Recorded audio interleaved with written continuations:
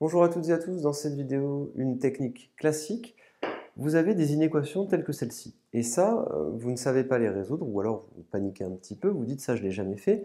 En réalité, qu'est-ce qui se passe si vous avez pas ici un 0 et un 0, mais que vous avez une expression ici? Eh bien, la méthode, c'est la suivante. Il faut essayer de se ramener à quelque chose que vous savez déjà faire.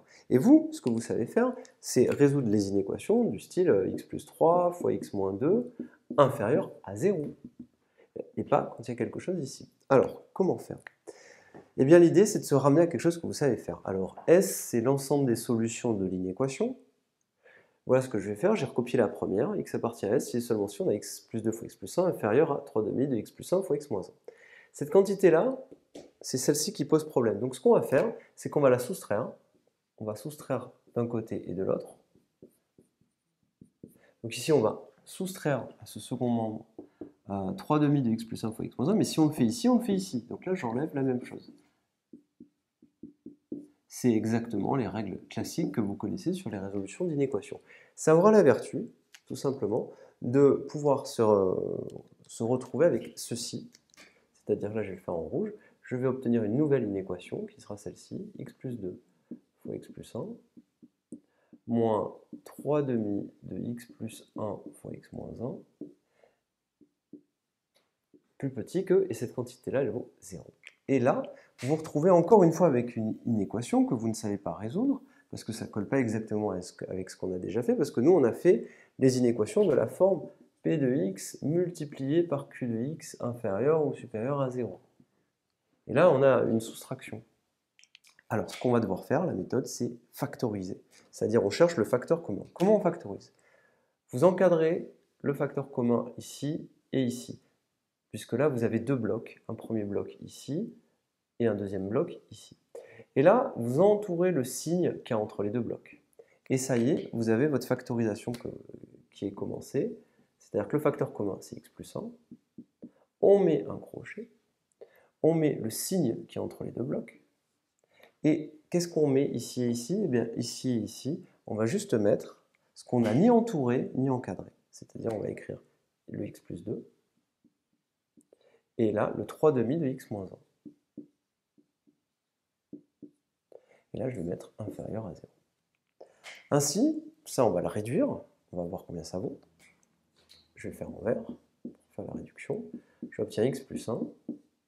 Et là, j'ai plus qu'à faire mon calcul. Donc, x moins 3/2 de x.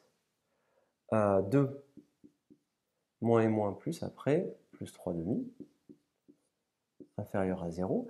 Et ensuite, on n'a plus qu'à faire le calcul. Donc, x, c'est comme si on avait 2/2 de x, moins 3/2. Donc, ça nous fera au final moins 1/2 de x.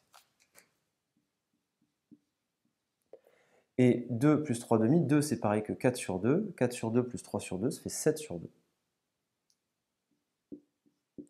Et là, on se retrouve avec une expression telle que celle-ci. On étudiera le signe de ça, le signe de ça. On pourra faire notre tableau et résoudre finalement cette inéquation. Donc vous voyez qu'à partir de celle-ci, on s'est ramené à celle-ci. Et là, on a notre résultat. Alors, je ne fais pas la résolution parce que ça, vous savez le faire.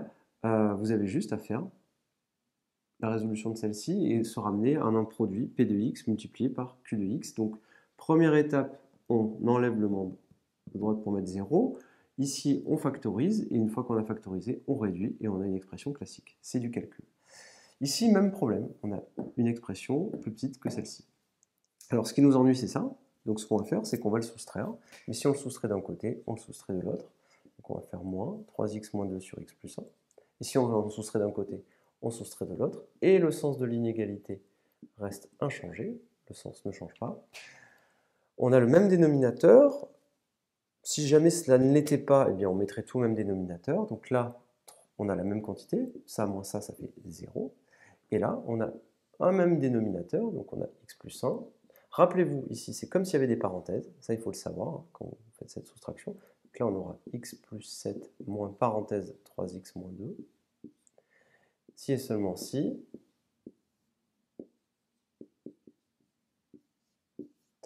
Et ça va nous donner quoi? Il y a un moins et une parenthèse. Ça, on change les signes, ça nous fera x moins 3x.